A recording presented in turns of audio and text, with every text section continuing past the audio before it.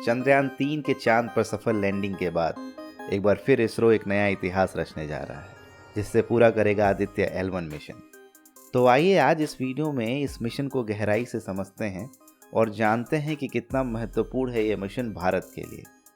Aditya L1 Bharat का पहला सूर्य mission है, जो विशेष रूप से सूरज का अध्ययन करेगा। लेकिन चंद्रयान की तरह यह सूरज के सरफेस पर उतरेगा नहीं। दरअसल यह सूरज को L1 पॉइंट से ऑब्जर्व करेगा। बात करें दूरी की तो सूर्य और पृथ्वी के बीच की दूरी 150 मिलियन यानी कि 15 करोड़ किलोमीटर है, पर यह पृथ्वी से केवल 15 लाख किलोमीटर दूर जाएगा और लैग्रेंज पॉइंट 1 से हेलो ऑर्बिट में रोटेट करते हुए सन को ऑब्जर्व करेगा। उस पॉइंट तक पहुंचने में इसे कुल 4 महीने का समय लगेगा, क्योंकि ये भी चंद्रयान की तरह ही पृथ्वी का चक्कर लगाते हुए धीरे धीरे अपनी गति बढ़ाएगा। एक बार L1 पॉइंट पर पहुंचने के बाद यह 5 साल तक वहां रुककर सूर्य का ऑब्जर्वेशन करेगा। इसीलिए यह सिर्फ एक स्पेसक्राफ्ट नहीं बल्कि एक स्पेस ऑब्जर्वेटरी भी है।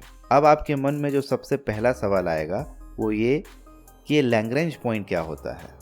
तो आइए मैं आपको बताता हूँ। ये 2 सेलेस्टियल बॉडी के बीच का वो बिंदु होता है जहाँ दोनों बॉडीज का ग्रेविटेशनल फोर्स कैंसिल हो जाता है।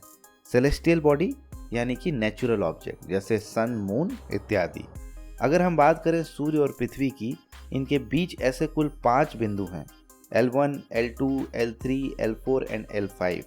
इनमें से L1, L2 एंड L3 वो पॉइंट हैं जहां स्मॉल ऑब्जेक्ट जैसे स्पेसक्राफ्ट को प्लेस किया जा सकता है, तो वहीं L4 एंड L5 पर बड़े ऑब्जेक्ट को प्लेस किया जा सकता है। आप स्क्रीन पर इन 5 पॉइंट की लोकेशन को देख सकते हैं। अब दूसरा सवाल जो आपके मन में आएगा कि इसका बेनिफिट क्या है, तो आइए मैं आपको बताता हूँ। पहला लाभ कि स्पेसक्राफ्ट को स्टेबिलिटी मिलती है, अंतरिक्षयान पर लगने वाला बल शून्य हो जाता है। L1 पॉइंट पर हम जो भी स्पेसक्राफ्ट भेजते हैं उसे इस पॉइंट पर बनाए रखने के लिए हमें लगभग कोई प्रयास नहीं करना पड़ता है, जिससे फ्यूल की बचत होगी और सूर्य के चारों ओर अर्थ की रोटेशन के साथ ही स्पेसक्राफ्ट भी घूमता रहेगा। इससे स्पेसक्राफ्ट लंबे समय तक L1 पॉइंट से सूर्य को ऑब्जर्व करता रहेगा। दूसरा बेनिफिट है कॉन्टिन्यूअस ऑब्जर्वेशन। यदि हम किसी भी ऑब्जेक्ट को L1 पॉइंट पर भेजेंगे, वह वहां से 24 घंटे सूर्य और पृथ्वी दोनों को ऑब्जर्व कर पाएगा। सूरज और पृथ्वी कभी भी एक दूसरे के शैडो में नहीं छिपेंगे। आइए अब जानते हैं कि हमसे पहले और किस स्पेस एजेंसी के द्वारा L1 पॉइंट पर सोलर ऑब्जर्वेटरीज को प्लेस किया गया है। सोहो यानी सोलर हेलियोस्फेरिक ऑब्जर्वेटर नासा और यूरोपियन एजेंसी द्वारा भेजा गया जॉइंट मिशन था। इन 5 पॉइंट में L1 एंड L2 सबसे इम्पोर्टेंट पॉइंट हैं, क्योंकि ये पृथ्वी के सबसे करीब हैं। NASA, European space agency and Canadian space agency द्वारा 2021 में भेजा गया फेमस जेम्स वेब टेलीस्कोप को L2 पॉइंट पर रखा गया है, जो आकाशगंगा, तारों और ग्रहों के निर्माण से लेकर सौरमंडल के विकास तक की इंफॉर्मेशन देगा। क्योंकि इस टेलीस्कोप को लाइट ईयर दूर ब्रह्मांड की गहराई तक देखना है, इसलिए इसे पृथ्वी के पीछे L2 पॉइंट पर रखा गया है, ताकि सूर्य के प्रकाश से किसी तरह की इंटरफेरेंस ना हो। वापस आते हैं आदित्य L1 पे और जानने की कोशिश करते हैं कि ये सूर्य का क्या अध्ययन करेगा। अध्ययन जानने से पहले हमें सूर्य के बारे में थोड़ा जानना होगा। सूर्य जो हमारे सौर मंडल का सबसे महत्वपूर्ण भाग है, पृथ्वी से 15 करोड़ किलोमीटर दूर गोल दिखने वाला यह तारा वास्तव में पृथ्वी से कई लाख गुना बड़ा है। इसका डायमीटर अर्थ के डायमीटर से 109 गुना बड़ा है। इतना ही नहीं, अगर बात करें इसके वजन की, इसका वजन अर्थ से 3,33,000 गुना अधिक है। एक सूर्य में 13 लाख पृथ्वी समा सकती हैं। बात करें इसके स्ट्रक्चर की, तो जिस तरह पृथ्वी में कोर, मेटल और क्रस्ट 3 अलग अलग लेयर होती हैं, ठीक वैसे ही सूर्य में भी एक कोर है। न्यूक्लियर फ्यूजन की प्रक्रिया कोर में ही होती है, जिसमें 4 हाइड्रोजन के एटम जुड़ के हीलियम में कन्वर्ट हो जाते हैं। बड़ी मात्रा में एनर्जी रिलीज होती है और यही ऊर्जा सूर्य में हीट एंड लाइट जनरेट करती है, जिससे हम पृथ्वी पर भी महसूस करते हैं।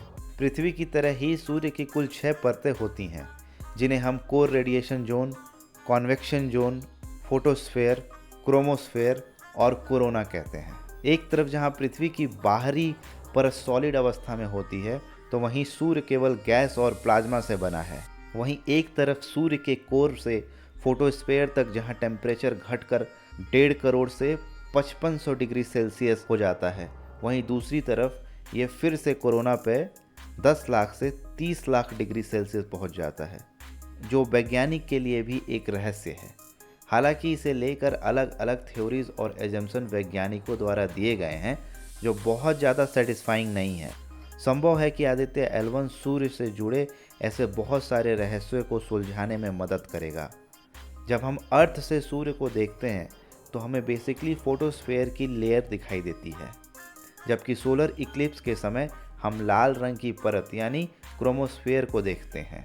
पर पूर्ण सूर्य ग्रहण के समय हमें सूर्य की सबसे आखिरी यानी कोरोना लेयर ही दिखाई देती है, और भारत का L1 मिशन सूर्य की इन्हीं तीनों आउटर लेयर जो कि फोटोस्फीयर, क्रोमोस्फीयर और कोरोना को स्टडी करेगा।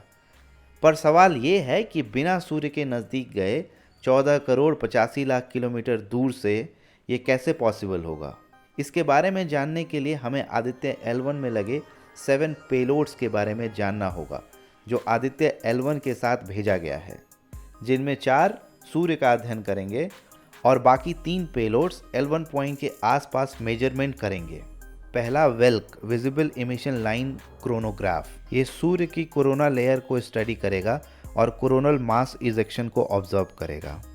दूसरा suit solar ultraviolet imaging telescope, ये सूर्य के फोटोस्फीयर और क्रोमोस्फीयर की तस्वीरें लेगा।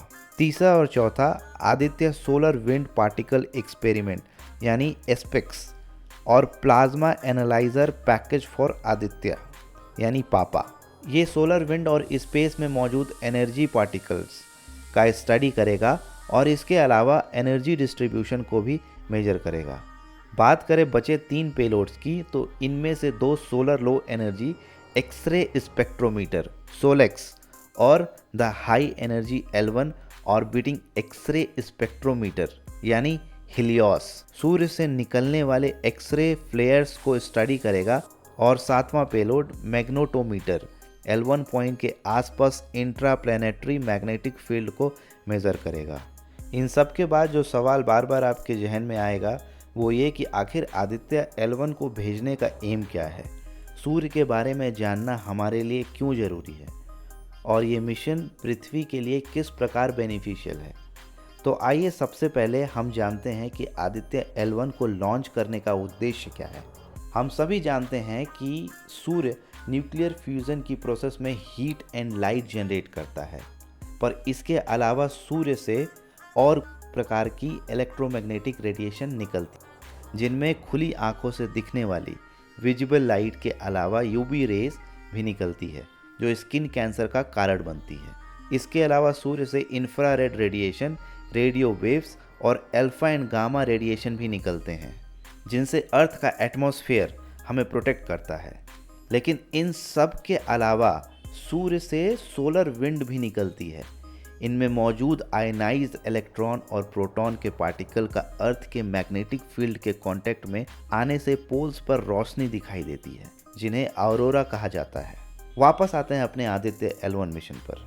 यह मिशन L1 पॉइंट से पृथ्वी तक ना पहुंचने वाली रेडिएशन को स्टडी करेगा और स्पेस में आने वाले सोलर स्टॉर्म, जो अर्थ के कम्युनिकेशन सिस्टम और इलेक्ट्रिक पावर ग्रिड में डिस्टर्बेंस क्रिएट करते हैं, उन्हें भी स्टडी करेगा। 1859 में आए सोलर स्टॉर्म ने यूनाइटेड स्टेट के टेलीग्राफ नेटवर्क के कुछ हिस्सों को तबाह कर दिया था। उसका मुख्य कारण था इंटरप्लैनेटरी कोरोनल मास इजेक्शन का अर्थ के मैग्नेटोस्फीयर से टकराना। इस तरह के geomagnetic storm electric power grid को काफ़ी नुकसान पहुंचाते हैं। इससे आने वाले भविष्य में कैसे बचा जाए, इसके लिए ज़रूरी है कोरोनल मास इजेक्शन को स्टडी करना, जो आदित्य L1 मिशन का मुख्य उद्देश्य है। इन लैग्रेंज पॉइंट पर बने रहने के लिए आदित्य L1 हर 23 दिन बाद अपना कोर्स करेक्शन करेगा, जिससे यह अर्थ और सन दोनों के ग्रेविटेशनल फील्ड में जाने से बच सकेगा।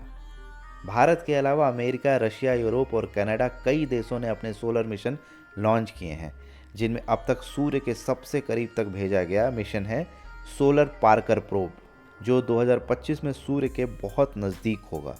यह एक फ्लाई बाय मिशन है, यानी यह किसी पॉइंट पर रुककर सूर्य को स्टडी नहीं करेगा। 2019 में शुरू किए गए मिशन आदित्य L1 को फाइनली 2 सितंबर 2023 को लॉन्च किया गया, जिसमें यूज़ किए गए मैक्सिमम पार्ट भारत में ही बनाए गए हैं, जिससे भारत के लिए साइंस और इंजीनियरिंग के फील्ड में बहुत बड़ी अचीवमेंट के रूप में देखा जा रहा है। अब देखना है कि 12 जनवरी 2024 को L1 पॉइंट पर पहुंचने के बाद ये किन रहस्यों का पता लगाता है। इस मिशन का सक्सेसफुल होना भारत के लिए स्पेस के सफ़र में बहुत बड़ी उपलब्धि के रूप में देखा जा रहा है। अगर आप भी इस मिशन को लेके प्राउड फील करते हैं तो कमेंट में प्राउड लिखिए, सब्सक्राइब करिए चैनल को और बेल आइकन को भी दबा दीजिए, ताकि जब भी मैं ऐसी वीडियो अपलोड करूं आप तक पहुंचे। तो इस वीडियो को देखने के लिए मैं अनूप सिंह आपका बहुत बहुत धन्यवाद करता हूं।